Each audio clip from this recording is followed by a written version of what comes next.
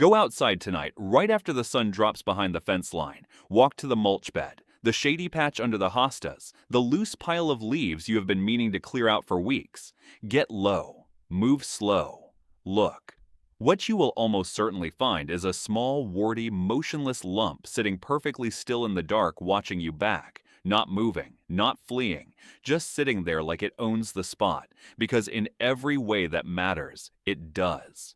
Your first instinct, if you are like most gardeners, is to shoo it off the path, nudge it out of the flower bed, or worry that it is going to give you warts if you pick it up.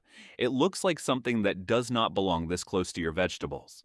But here is what I need you to understand before you do anything else. That toad sitting under your hostas is not an intruder. It is not a nuisance hopping around where it should not be. It is one of the most efficient, most quietly devastating pest control systems your garden will ever have, and it has been working the night shift for free the entire time you've been trying to get rid of it. Today we are going to talk about what garden toads actually are. Not the warty stereotype, not the old wives' tale about warts. What they actually do after dark, what their bodies can tell you about your soil, and why the truth about them is strange enough that most people who hear it start looking at their garden completely differently. Let's start with the fact that will change how you see every toad you ever step around again.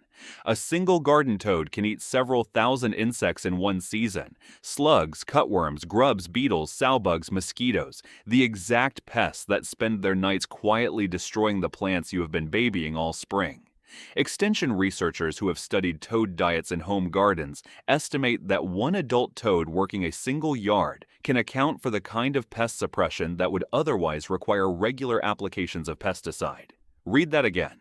One small animal sitting motionless under your porch light at night is doing the job you would otherwise be paying a garden store for. I remember the first time I saw the actual stomach content studies on this. Rows and rows of slug shells and beetle exoskeletons pulled from a single toad's gut, and I had to sit with it for a second. That lump in the mulch is not decoration. It is a predator on patrol, and your garden is its hunting ground.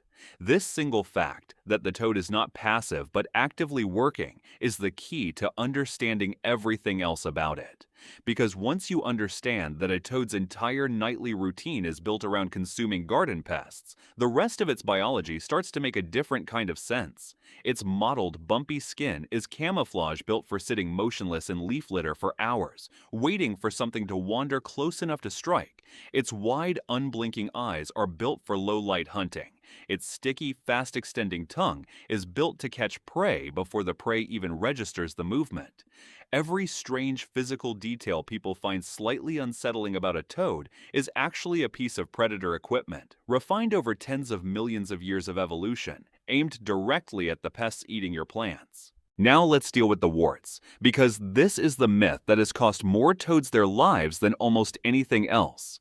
Toads do not give you warts. That claim has been tested and dismissed by dermatologists repeatedly. Warts in humans come from a specific human virus, not from touching an amphibian. What toads actually have are parotid glands, two raised bumps behind their eyes that secrete a mild toxin called bufatoxin. This is not an offensive weapon. A toad cannot bite you, sting you, or attack you. Bufatoxin exists purely as a last resort defense, something that makes a predator's mouth burn just enough to make it drop the toad and reconsider its dinner choice. For a human, casual handling means nothing more than an itch if you touch your eyes afterward without washing your hands. The animal people have spent generations flinching away from is in reality almost entirely defenseless, relying on a myth about warts to survive a species that could otherwise pick it up without a second thought. Before we go further, if this is already changing how you see toads, hit that subscribe button right now. We cover the hidden science behind everyday nature every single week, and drop a comment below. Did you ever chase a toad out of your garden before you knew what it was actually doing there? There is a second layer to the toad's biology that most people never think to look for, and it might be the most important one of all. Amphibian skin is permeable. Unlike your skin, a toad's skin absorbs moisture, oxygen, and unfortunately, whatever chemicals happen to be present in its environment, directly through its surface. This is exactly why toads breathe partly through their skin and why they need damp, shaded spaces to survive. But that same permeability turns every toad in your yard into a living sensor. Herpetologists refer to amphibians as bioindicator species, animals whose health directly reflects the health of the environment around them, because their bodies absorb pesticide residue, heavy metals, and pollutants far more readily than animals with sealed, scaled, or feathered skin. A garden with a healthy resident toad population is a garden with cleaner soil, lower pesticide load, and fewer contaminants moving through the food chain. A garden where the toads have quietly disappeared over the years is very often a garden that has become chemically hostile without anyone noticing, because the toad was the first creature to feel it and the first to leave. Scientists studying amphibian population decline across the world have repeatedly pointed to exactly this mechanism: contamination levels too low to visibly harm larger animals, but more than enough to devastate a creature that breathes through its skin. Your toad is not just eating your pests, it is running a live chemical readout of your garden, and as long as it keeps showing up, it is telling you something good about the ground beneath your feet. And there is one more piece of toad behavior that deserves real attention, because it explains something gardeners notice for years without ever understanding why. Toads exhibit an extraordinarily strong homing instinct called site fidelity.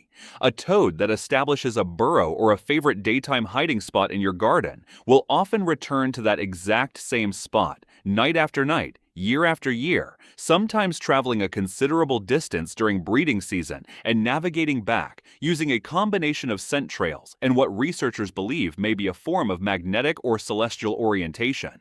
That toad you keep finding under the same flower pot every summer is very likely the same individual animal returning to a location it has decided is safe, productive, and worth defending.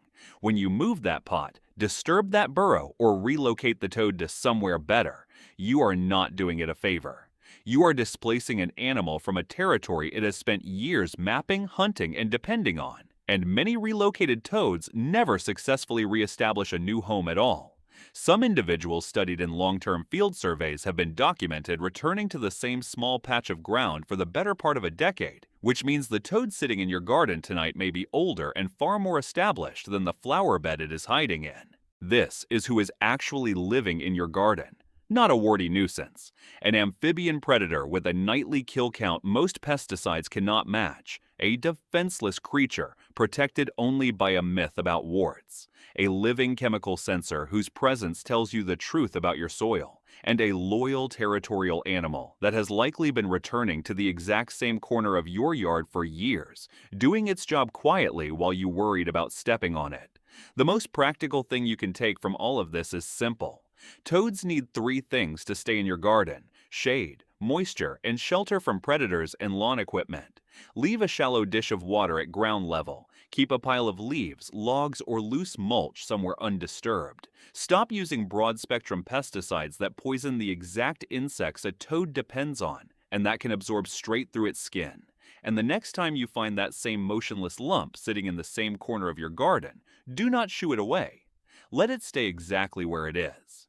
It has already spent tonight, and probably every night this week, doing work you would otherwise be paying for, and it is not finished yet. Have you ever found the same toad living in your garden year after year and wondered if it was really the same animal? Tell me about it in the comments below. I read every single one, and this community has some of the best backyard stories I have ever heard.